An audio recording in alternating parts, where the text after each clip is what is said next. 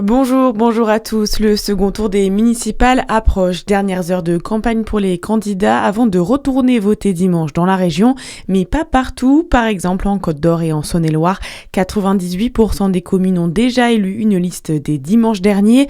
21 des deux départements verront des listes s'affronter pour le second tour et certaines villes seront scrutées de près, Baptiste Berthelin. Et notamment Dijon, la maire sortante Nathalie Kunders est largement arrivée en tête dimanche dernier avec sa liste d'union à gauche. Si elle semble être bien partie pour rester à la mairie, elle devra s'imposer face à Emmanuel Bichot de la droite et du centre et Thierry Couder du RN.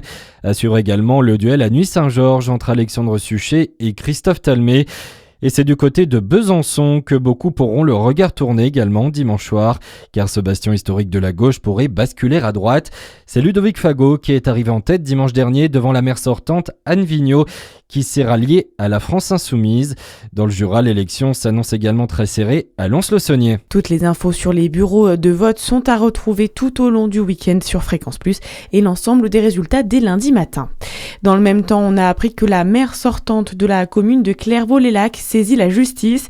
Cette élue du Jura dénonce des irrégularités dans la propagande électorale du candidat vainqueur des élections de dimanche dernier.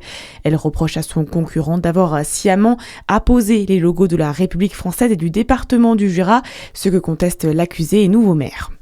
Un nouvel appel aux dons pour sauver les forêts de la région. Demain a lieu la journée internationale de la forêt et pour l'occasion, les conservatoires d'espaces naturels du Bourgogne-Franche-Comté cherchent des donateurs. Depuis un an, ils ont récolté près de 17 000 €. L'objectif est de 30 000 pour acheter un maximum d'hectares de forêt pour les préserver. Dans l'actualité également, les Français ne participeront à aucune ouverture de force du détroit à Dormouz. Emmanuel Macron s'est exprimé hier depuis Bruxelles sur la guerre au Moyen-Orient.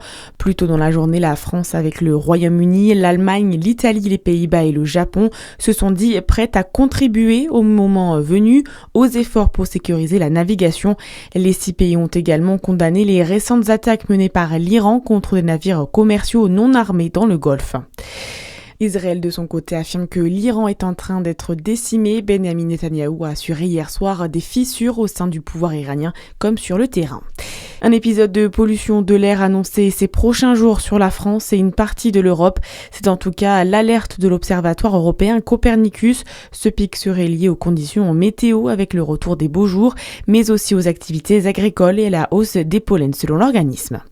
Et puis un mot de sport pour terminer, une bonne nouvelle en foot pour le DFCO. Le leader de National s'est imposé hier soir 1-0 à Quevilly. Les Rouges sont enchaînés une deuxième victoire consécutive et comptent désormais 4 points d'avance au classement sur Rouen et Sochaux. À suivre votre météo sur Fréquence Plus.